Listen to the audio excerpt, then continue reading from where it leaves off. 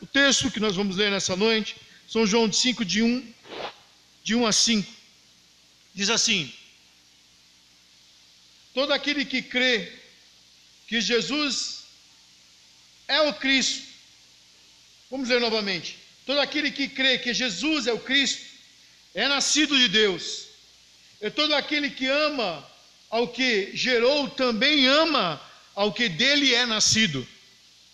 Nisto conhecemos que amamos os filhos de Deus, quando amamos a Deus, praticamos os seus mandamentos, porque este é o amor de Deus, que guardemos os seus mandamentos. Ora, os seus mandamentos não são penosos, porque todo o que é nascido de Deus vence o mundo. Esta é a vitória que vence o mundo, a nossa fé. Quem é o que vence o mundo, senão aquele que crê ser Jesus o Filho de Deus? Amém? Curva sua cabeça mais uma vez. Glorioso Deus, Pai de nosso Senhor e Salvador Jesus Cristo, Senhor, nós lemos a Tua palavra, Senhor, e te pedimos graça e misericórdia para compreender as Tuas Escrituras. Senhor, dá-nos entendimento da Tua palavra, Senhor, trazendo, Senhor, conforto aos nossos corações, Senhor, através do Teu Espírito, Pai, que é ministrado através das Suas Escrituras. Senhor, em nome de Jesus Cristo, derrama a Tua graça, o Teu poder e a Tua misericórdia sobre nós. Alegra o nosso coração, Senhor. Converte-nos, Senhor, a Ti. É o desejo do nosso coração nessa noite. Em nome do Pai, do Filho e do Espírito Santo de Deus. Amém? Pode sentar. Após o término do sermão, os presbíteros já tomem seus lugares, que nós vamos já ministrar a ceia do Senhor. Amém? Veja bem, nós temos uma hora ou outra, algumas dúvidas que nos assolam em nossas vidas. Uma delas é se realmente somos família de Deus. Por vezes a nossa fé ela é testada no sentido que parece que muitas das vezes nós não fazemos parte dessa família que vai morar no céu.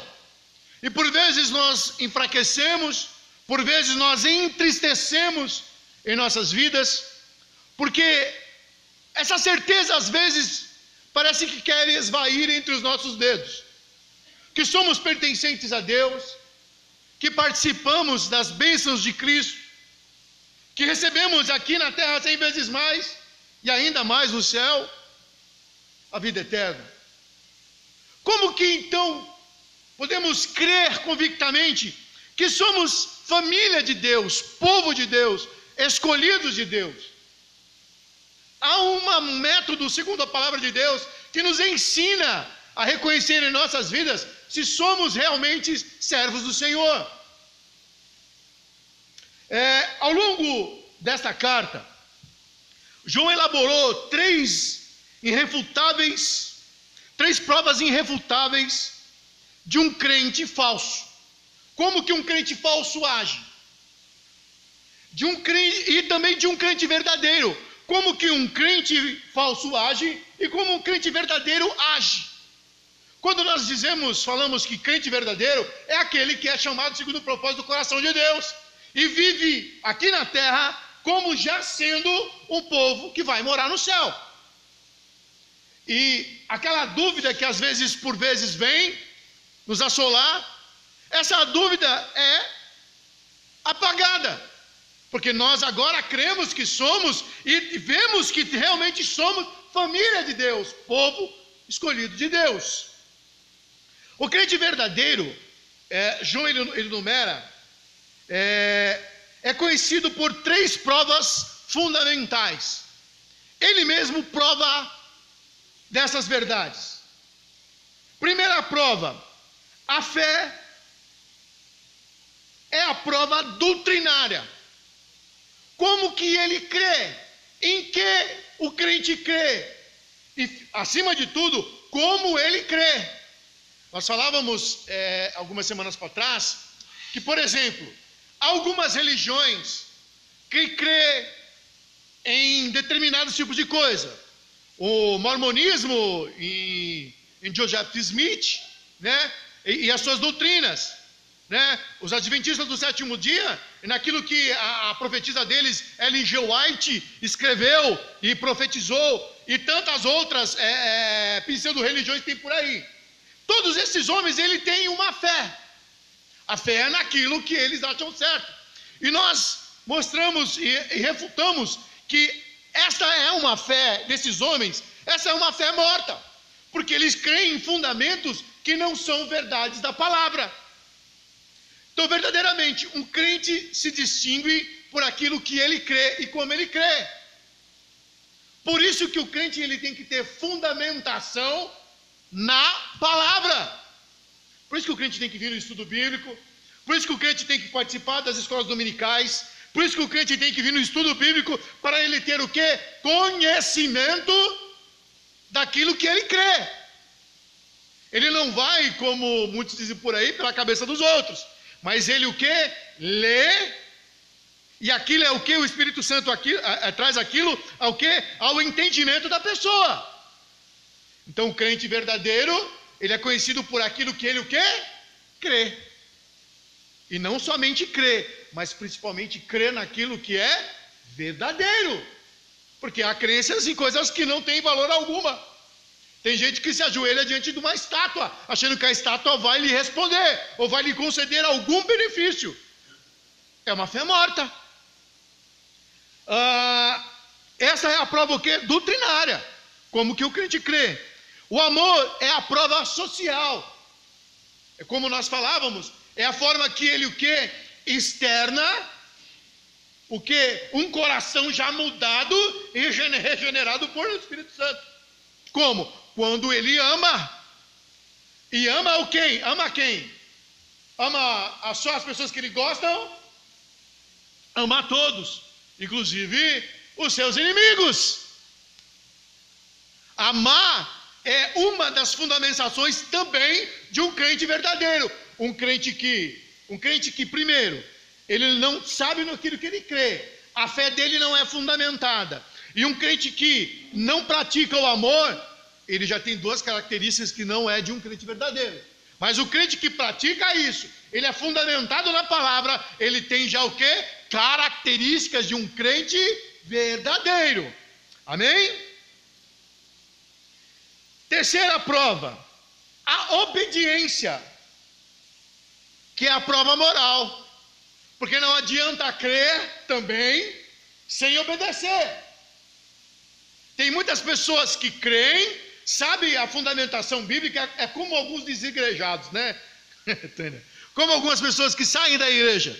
Você fala para ela do evangelho, elas sabem todas as coisas. Inclusive, teve um caso de uma pessoa que eu falava de uma coisa, a pessoa falava, em tal lugar, presbítero, está escrito assim, assim, assim. Mas só que, fundamentalmente, ele não executava aquilo. Ele era desobediente, ele é desobediente, porque ele não está na igreja, ele não está em comunhão, ele não está buscando ao Senhor, mas ele é um crente de casa. Não sei se existe crente de casa. Eu nunca vi, já viu, Patrícia? Crente de casa. Modalidade nova, crente doméstico. Home crente. Né? Não tem home care? É home crente. Não existe. Não existe. Ele é o quê? Obediente à palavra. Ele está na casa do Senhor, ele está em obediência contínua na palavra do Senhor, e mesmo quando ele tropeça, o Espírito Santo que habita nele, lhe mostra onde ele erra, e ele volta atrás. Fundamentalmente também, um crente que não pede perdão, um crente que nunca volta atrás, precisa se converter. Eu estou errado, eu preciso voltar atrás. Isso é uma característica que o Espírito Santo de Deus age na vida daquela pessoa. Amém? Então vamos lá, 3 provas: a fé, o amor e a obediência. Você tem que obedecer a quem? O pastor? Se o pastor estiver obediente à palavra, sim. Se a igreja estiver obediente à palavra, sim. Tem que obedecer. Você não pode fazer do evangelho uma forma diferenciada dos outros.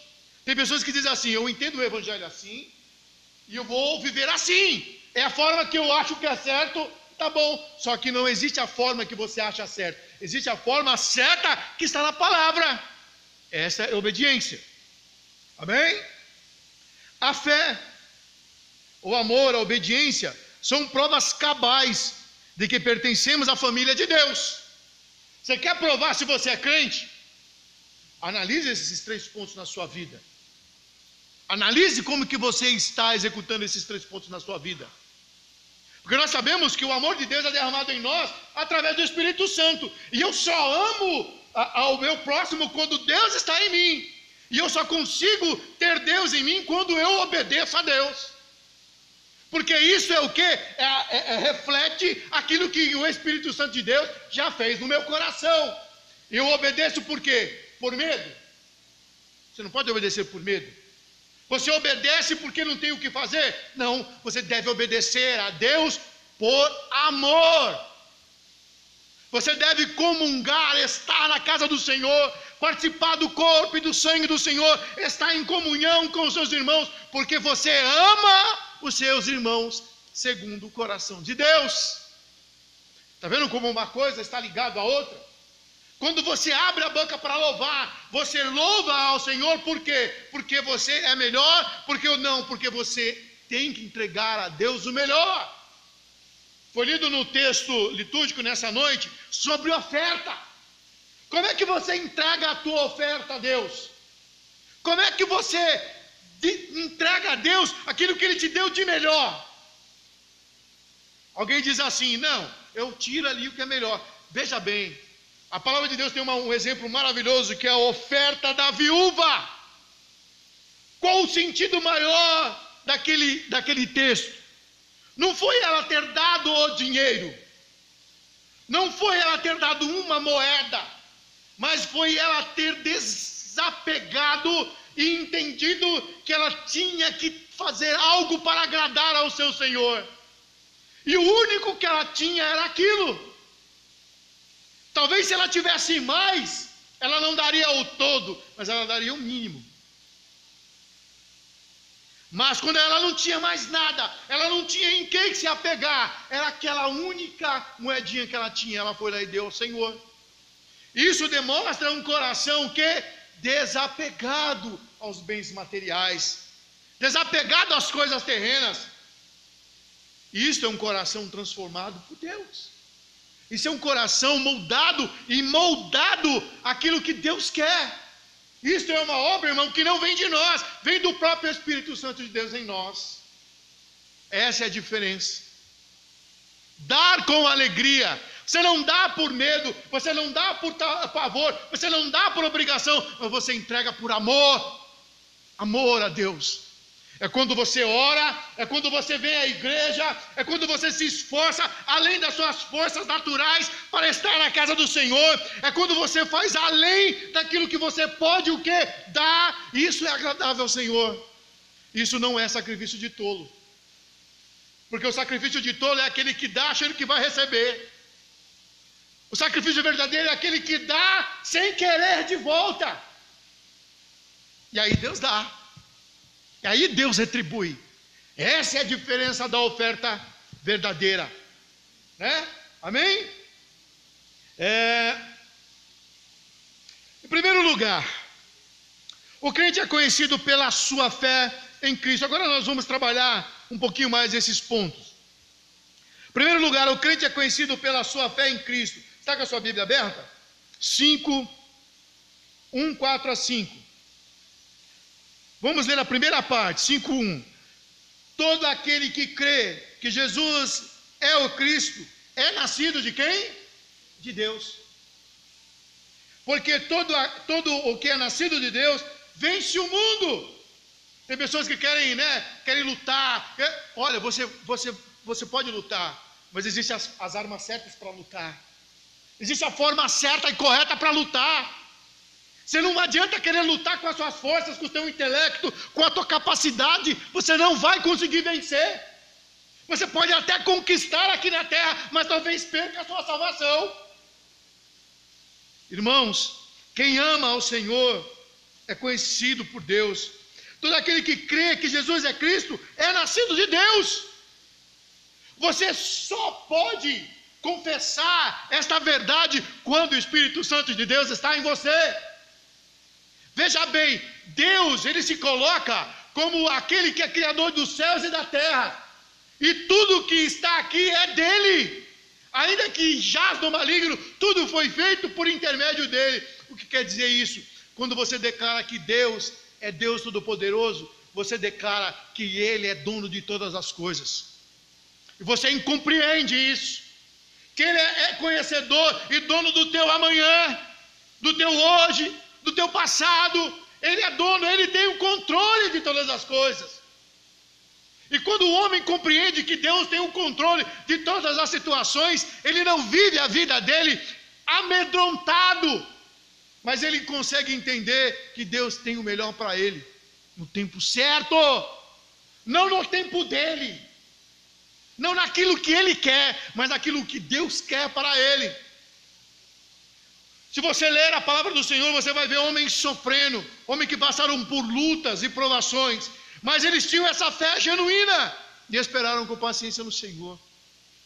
Poderia dizer tantos homens, mas vamos falar de Jó. Olha o caso de Jó. Jó perdeu tudo, sem merecer, perdeu a mulher, perdeu os filhos, perdeu os seus bens, mas o que? Não negou ao Senhor, porque ele compreendia que o amor a Deus é o princípio. Amém? Quem é que vence o mundo, senão aquele que crê ser Jesus, o próprio Filho de Deus? Ele que veio para me salvar, ele que morreu no meu lugar, ele é o meu Senhor, é ele que eu confesso. Eu confesso como sendo meu Senhor. Quem? Jesus, o Filho de Deus. Amém? Os falsos mestres, que foi por isso que João escreveu essa carta, para alertar os crentes. Os falsos mestres gnósticos negavam tanto a divindade quanto a humanidade de Cristo. Mas os crentes verdadeiros creem que Jesus de Nazaré é o próprio Messias, o enviado de Deus. Que o homem nascido de Maria é o próprio Filho de Deus. Aquele que são nascidos de Deus possuem uma fé rigorosa, ortodoxa acerca dessa pessoa de Jesus. Jesus é o Deus, Jesus é o Senhor, Ele morreu por mim, eu creio que meus pecados foram perdoados lá na cruz do Calvário, eu creio que eu já tenho morada no céu prometida por Deus, eu creio, eu já vivo isso, mesmo ainda sem ver com meus olhos, eu já creio, eu vivo isso. Isso é uma fé genuína, isso não é uma fé morta, que diz assim, faça isso para ser salvo, mas é uma fé que declara verdadeiramente que Jesus é o Filho de Deus, que foi o que pendurado na cruz do Calvário, e ao terceiro dia ressuscitou, e Ele é o meu Senhor, Ele é o nosso Senhor e Salvador, Ele é o suficiente para a minha vida, amém? Aqueles que são nascidos de Deus possuem essa fé. Quando João diz, todo aquele, indica que religião cristã não exclui ninguém, mas no sentido que todo aquele que confessa que Jesus é o Filho de Deus, esse faz parte da família de Deus. Deus não faz acepção de pessoa alguma, se é negro, se é branco, se é pobre, se é japonês, se mora na Europa, se mora nos Estados Unidos, se mora na América Latina, Deus não faz acepção. Deus chamou a todos segundo o propósito do seu coração. A fé em Cristo concede dois benefícios, benditos privilégios a cada um de nós. Primeiro, participação da família de Deus, verso 1 do 5. Segundo, vitória sobre o mundo. Nós somos vitoriosos quando o quê? Confessamos que Jesus é Filho de Deus. Tem gente que quer o quê? Correr uma corrida para ser vitorioso. Tem gente que quer fazer uma faculdade, 2, 3 faculdades, mestrado, doutorado, isso ou aquilo para ser vitorioso, ganhar na Mega Sena, ou então enriquecer. Mas eu digo para você, você quer ser vitorioso? Confesse que Jesus é o Filho de Deus na sua vida, que Ele é o seu Senhor e Salvador. Essa é a maior vitória que um crente, que um homem pode ter aqui na terra, e lá no céu também, porque também lá no céu Ele continuará sendo nosso Senhor. A fé em Cristo concede dois benditos privilégios. Primeiro, participação da família. Segundo, vitória sobre o mundo. Aquele que pertence à família de Deus, por crer que Jesus e Cristo são aqueles que vencem o mundo. Aqueles que creem que Jesus vence o mundo, que Jesus é o Filho de Deus, esses vencem o mundo. Esse vence as lutas do mundo. Ainda que o que morra aqui, ainda que entre no céu cego, surdo, manco ou mudo, não interessa. Ele vai vencer o mundo porque ele vai ter lá no céu a vida eterna. Tem gente que não quer passar por problema. Tem gente que não quer passar por dificuldades. Às vezes vive aqui na terra um tempo de bonança, rico, milionário, não tem problema, come filé mignon todo dia.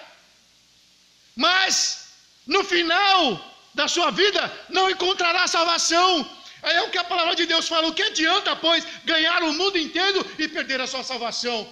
Não me interessa o mundo, que se exploda o mundo, que eu vá, que eu entre no céu, nem que seja surdo, manco ou mudo, não interessa, mas eu quero entrar no céu. Porque lá a vida será o quê? Perpétua, eterna. Não será 60, 70, 80, ou sei lá, 90, ou 100, né? Pessoas que chegam a 100 anos, meu Deus, né? Aqui na terra. É tanta degeneração, né? É tanto sofrimento. Mas ninguém vai viver eternamente achando que o seu Senhor é aqui, está aqui. Mas aquele que viverá eternamente é aquele que confessa que Jesus é realmente o Filho de Deus e vive a sua vida com Ele. Amém? Não há pertencimento da família de Deus, nem vitória sobre o mundo para aqueles que negam a divindade e a humanidade de Cristo. Quer dizer, você reconhece que Jesus veio à terra? Sim, reconheço. Você reconhece que Jesus é o Messias enviado por Deus? Sim, eu creio. Você crê que Jesus viveu aqui na terra como homem, padeceu como homem no seu lugar por você? Creio. Creio. Tudo isso faz parte de crer em Deus. Você não pode só dizer, não, Jesus veio só como homem. Não, ele veio como Deus. Ele se humilhou, deixando ser o céu, para que tomar figura de servo, para nos servir ao Senhor, servir de o quê? Escândalo naquela cruz por nós, por nossas vidas. Isso faz parte da revelação de quem é o Cristo verdadeiro. Segundo lugar, o crente é conhecido pelo seu amor a Deus e aos filhos de Deus. 5:1-2, finalzinho do 2. É todo aquele que ama ao que o gerou, também ama ao que dele é nascido. Nisto conhecemos que amamos os filhos de Deus, quando amamos a Deus. Se a fé em Cristo é prova doutrinária que evidencia a legitimidade da nossa experiência cristã, o amor a Deus e aos irmãos é a prova social a cada um de nós. É impossível amar os filhos de Deus sem amar a Deus, assim como é impossível amar a Deus sem amar os filhos de Deus. Eu amo a Deus, mas eu não quero convivência com ninguém. Eu amo a Deus, mas eu não quero ir para a igreja. Lá tem um monte de gente hipócrita. Bem-vindo, eu sou o primeiro. Ah, lá na igreja tem um monte de gente ruim. Oh, bem-vindo, eu sou o primeiro. Sabe? Não, eu não vou não, porque lá é cheio de pecador. Bem-vindos, eu sou o primeiro pecador. A igreja é lugar para pessoas que precisam ter encontro com o Senhor, precisam ser regeneradas pelo Espírito Santo de Deus. A igreja não é um lugar de gente perfeitas, mas é lugar de gentes imperfeitas que o Espírito Santo de Deus age nelas. Essa é a diferença. Ah, não vou para a igreja porque isso. Há uma desculpa para todas as coisas. Quando a pessoa não quer ser cristã e negar-se a si mesmo, ela acha desculpa para todas as coisas. Não posso por causa disso, não vou por causa daquilo, não sou por causa daquilo outro, não faço porque é aquilo. Mas ela nunca olha para si. Precisa o Espírito Santo de Deus vir sobre aquele homem, sobre aquela pessoa, para que os olhos dela sejam o quê? Abertos para ver que ela precisa realmente de Jesus. Eu preciso de Jesus. Nós precisamos de Cristo. Em terceiro lugar, o crente é conhecido pela sua obediência aos mandamentos. 5, 2 e 3. Nisto conhecemos que amamos os filhos de Deus, quando amamos a quem? A Deus. E praticamos os seus mandamentos, porque este é o amor de Deus, que guardemos os seus mandamentos. Ora, os seus mandamentos não são o quê? Penosos, não são pesados, mas o amor de Deus é provado pela obediência que temos a Deus. Como é que você ama? Tem amado? Tem amado o teu próximo como a ti mesmo? Tem amado ao Senhor teu Deus sobre todas as coisas? Tenho. Você é um crente. Você é um servo do Senhor. Você tem obedecido. Você tem ortodoxia na palavra. Você tem cuidado com a palavra de Deus. Você tem cuidado com a tua vida cristã. Você não é um relaxado, mas você faz parte da família do Senhor. Simon Kistemaker diz assim, que o amor a Deus não consiste de palavras faladas, mesmo que mencionadas, mas de determinadas ações que demonstram obediência aos mandamentos de Deus. Concordo também com John Stott, quando diz que o amor de Deus não é tanto uma experiência emocional como obediência moral. O amor aos irmãos expressa-se em serviço sacrificial. Eu oro, eu clamo, eu choro pelo aquele irmão que está se desviando, que está precisando do Senhor. Eu oro por ele, eu cuido dele como sendo eu mesmo. Eu tenho cuidado com a vida dele. Isto é o amor sacrificial. Aquele que se doa, aquele que não olha primeiro para si, mas ele olha primeiro para o outro. Esse é o amor sacrificial. O amor de Deus é guardar os seus mandamentos. Amar o Senhor teu Deus sobre todas as coisas do teu próximo como a ti mesmo. Para nós terminarmos. Os mandamentos de Deus não são penosos por duas razões. Primeira, porque amamos a Deus. Porque amamos a Deus e quem ama obedece com alegria. Estão entendendo? Por isso que não é penoso. Por isso que eu falei no começo. Quando você dá alguma coisa ao Senhor, aquilo você não pode fazer por obrigação. Mas você deve fazer aquilo por amor ao Senhor. E quando você faz aquilo por amor, não é penoso a você. É como, por exemplo, o seu filho necessita de alguma coisa. E às vezes você tem guardado aquele suprimento para você, para comprar algo para você. Mas seu filho precisa, e o que você faz? Você tira e dá ao seu filho. E aquilo não se torna penoso, porque você olha para o seu filho e vê seu filho rindo, feliz. Então você se torna feliz. Amar a Deus, ao Senhor, seu Deus, e dar a Ele é ter o prazer de agradar a Deus em tudo. E aquilo não se torna penoso. Às vezes eu vejo a minha mãe com dor, sem poder andar, quase sem poder andar. Ela fala assim: eu quero estar na igreja, eu quero ir. Mas ela fala assim: eu não consigo ficar em casa. Às vezes eu vejo o sofrimento da minha mãe, como às vezes eu vi o sofrimento do meu pai, quando saía de casa com um pé calçado, Naldo, e o outro descalça, porque o outro de chinelo, porque não aguentava colocar o sapato, mas ele ia para a igreja, ia cultuar ao Senhor. Às vezes meu pai, nós estávamos em plena festa, quantas vezes já contei isso, em plena festa em casa, meu pai falava: agora é hora de eu ir para a casa do meu Deus. Isso são exemplos de vida para cada um de nós. Mais vale um dia na casa do Senhor do que 1000 em outros lugares. E às vezes o pessoal dava risada do meu pai: mas irmão Sebastião, você vai com um pé de chinelo e um pé calçado social, com sapato social. Ele ia, já doente na cama, meu pai na cama, minha mãe, a gente ia receber o salário do meu pai, de aposentadoria, a primeira coisa que ele falava para minha mãe: separa aquilo que é de Deus, separa o que é do Senhor. Isso é amor. Isso é amor. São exemplos para nós, irmãos. Todos nós tivemos pais, e muitos de nós pais cristãos, que deram um exemplo para cada um de nós. Não se esquecemos desses exemplos de amor. Amém? Reverendo Augusto Nicodemos, citando a T. Heberton, diz que o amor de Deus torna os seus mandamentos leves. Segunda, porque com a ordem para obedecer, recebemos o poder para cumpri-la. Olha, presta bem atenção no que eu vou dizer por último aqui.